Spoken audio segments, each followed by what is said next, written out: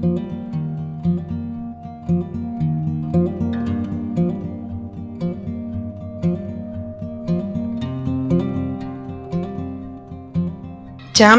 પ્રખ્યાત વાનગી અને સ્ટ્રીટ ફૂડના વિડીયો તો તમે જોયા, પણ ફક્ત જામનગરમાં જ લોખંડના તવા પર જ બનાવવામાં આવતી ઘરઘરા વાનગીની ઓરિજિનલ રીત અને સ્વાદ સાથે આજે તમને બતાવું।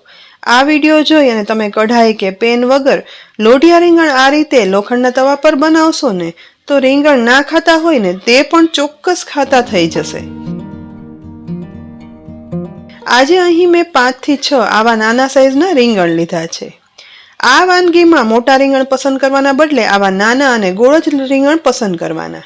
તેની સાથે 1 ટમેટું, લીલું મરચું, થોડું આદું અને સ્વાદ પ્રમાણે લસણ પણ વાપરવાનું છે। લસણ આજે મારે મોટું આવ્યું હતું માટે 2 કળી અલગ કરી લઈશ। તેની છાલ ઉખાડી અને એકદમ ઝીણા ટુકડામાં સમારી લેવાનું છે। આ લોઢિયા રીંગણમાં બધી સામગ્રી છે ને તે ચોપ કે પેસ્ટ કરવાના બદલે એકદમ ઝીણા ટુકડામાં કરીને જ વાપરવાની, જેથી વાનગીમાં તેનો ઓરિજિનલ સ્વાદ આવે। હવે અડધો ઇંચ આદુના પણ એકદમ ઝીણા ટુકડા સમારી લેવાના છે।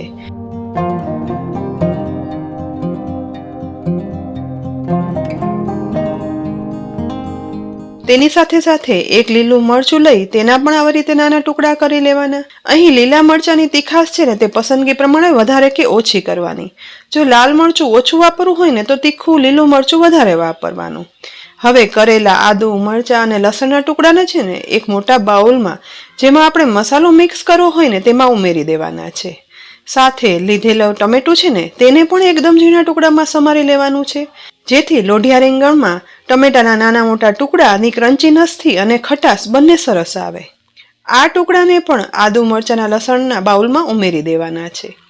સાથે થોડી એવી સાફ કરેલી કોથમીર પણ લઈ તેને પણ ઝીણી ચોપ કરી લેવાની છે। ગાર્નિશિંગ માટે તો આપણે કોથમીર વાપરવાના છીએ, પરંતુ અહીં રીંગણના સ્ટફિંગમાં પણ લીલી કોથમીર ઉમેરીએ ને તો તેનો સ્વાદ છે ને તે આ લોઢિયા રીંગણમાં યુનિક આવશે। સમારેલી કોથમીરને પણ સાથે ઉમેર્યા પછી હવે તેમાં મસાલામાં 1 ટીસ્પૂન લાલ મરચું પાવડર, 1 ટીસ્પૂન ધાણા જીરું પાવડર, 1/4 ટીસ્પૂન હળદર પાવડર, અડધી ટીસ્પૂન મીઠું અને 1 ટીસ્પૂન ખાંડ ઉમેરી બધું હાથ વડે સરસ મિક્સ કરી દેવાનું છે।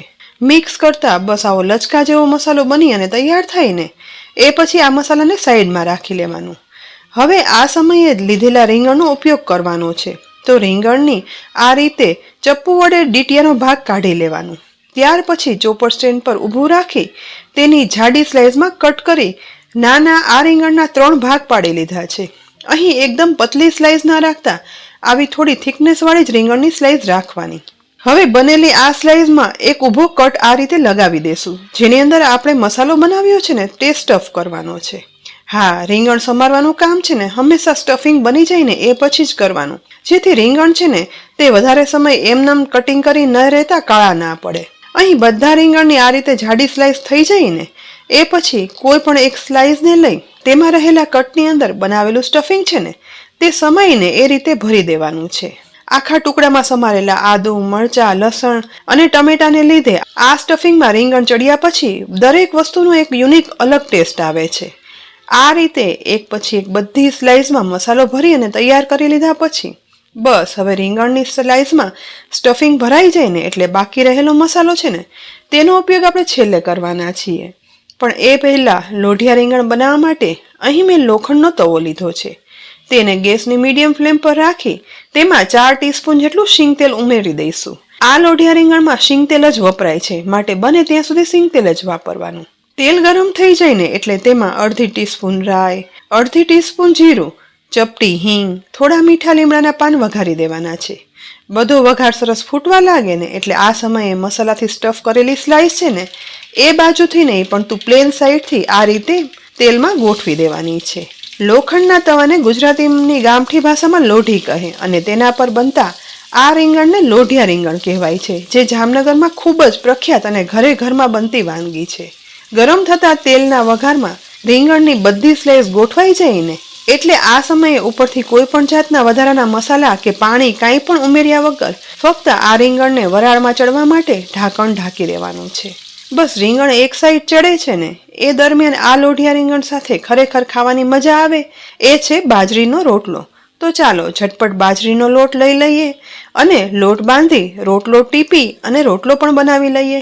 બનેલા સરસ રોટલાને હવે ગરમ થતી તાવડીમાં શેકવા માટે ઉમેરી દેવાનો છે. 2 થી 3 મિનિટમાં રોટલો ટીપાય અને શેકવા માટે ઉમેરી દીધો ને એ દરમિયાન બીજી સાઈડ તવામાં ચડતા રીંગણ એક સાઈડ સરસ ચડી ગયા છે. સુગંધ આવવાની પણ શરૂઆત થઈ ગઈ છે. તો હવે તવાનું ઢાંકણ ખોલી લઈએ અને હવે રીંગણની સ્લાઇસ છે ને તે ચીપિયા વડે એક પછી એક ચેન્જ કરી દેવાની છે. બસ બધા રીંગણની સ્લાઇસની સાઈડ ચેન્જ થઈ જાય ને એટલે ફરીથી ઢાંકણ ઢાંકી રીંગણને બીજી સાઈડ પણ વરાળમાં ચડવા દેવાના છે. ગેસની મીડિયમ ફ્લેમ પર બીજી સાઈડ રોટલો પણ સરસ શેકાઈ ગયો છે. તો બનેલા આ બાજરીના રોટલાને હવે ગેસ પરથી ઉતારી ઘી લગાવી દેવાનું છે જેથી જમવા સમયે એકદમ સોફ્ટ રહે. સાથે સાથે વધારે 3-1 મિનિટમાં લોઢીમાં શેકાતા રીંગણની સ્લાઇસ પણ ફરીથી ઢાંકણ ખોલી અને જોતા એક સાઈડ ચેન્જ કરતા અહીં જુઓ એકદમ સરસ ગોલ્ડન બ્રાઉન કલરની શેકાઈ રીંગણની સ્લાઇસ છે ને એકદમ સરસ અંદર સુધી ચડી ગઈ છે જેથી તે ઉપરથી આ રીતે સાઈડ ચેન્જ કરતા ફાટવા પણ લાગે છે જે જોઈ શકાય છે. જોઈને જ મજા આવી ગઈ ને. સ્વાદમાં પણ આ લોઢિયા રીંગણ એટલા સરસ બને છે.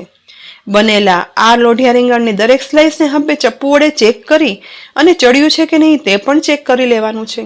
જો આ સમયે દરેક રીંગણ સોફ્ટ થઈ ગયા હોય ને તો હવે આ શાકને વધારે ના ચડવા દેતા બનાવેલું ટમેટા લસણ આદુ મરચાંનું સ્ટફિંગ જે વધ્યું હતું ને તે ઉપરથી આ રીતે ભભરાવી દેવાનું છે જેથી લોઢિયા રીંગણ છે ને તે બન્યા પછી તેમાં થોડા એવા ટમેટાના રસા સાથે મસાલામાં થોડા રસરસતા બની એક યુનિક ટેસ્ટના લોઢિયા રીંગણ બની અને તૈયાર થશે.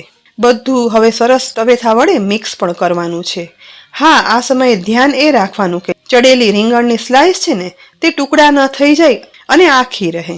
બસ આ રીતે વધારે 1 મિનિટ સાતળતા મસાલો સરસ મિક્સ થઈ સુગંધીદાર લોઢી એટલે કે તવા પર બનતા લોઢિયા રીંગણા એકદમ સરસ સ્વાદના બની અને તૈયાર થઈ ગયા છે. કુદરતી રીતે વરાળમાં ચડતા આ લોઢિયા રીંગણ લોખંડના તવા ઉપર અને વરાળમાં બનતા મીઠા અને અનોખા સ્વાદિષ્ટ બને છે. મસાલો મિક્સ થઈ ગયા પછી ગોલ્ડન બ્રાઉન ચડેલા રીંગણની સ્લાઇસમાં હવે સમારેલી કોથમીર વડે ગાર્નિશ પણ કરી લઈશું. સુગંધીદાર બનેલા લોઢિયા રીંગણને જમવામાં ડુંગળી, લીલા મરચાં અને બનાવેલો બાજરીના રોટલા સાથે પીરસીએ અને એક બાઈટ તમે ખાશો ને ત્યારે રીંગણની બાકીની બધી વાનગી ભૂલાઈ જશે. તેટલું મીઠાશવાળું ટેસ્ટી બનતું આ લોઢિયા રીંગણ જામનગરમાં તો ઘરે ઘરની પસંદગી છે. તો આ રીતે જરૂરથી લોઢિયા રીંગણ બનાવજો. રેસીપી જો ખરેખર ઉપયોગી લાગી હોય ને તો લાઈક કરી અને શેર કરજો.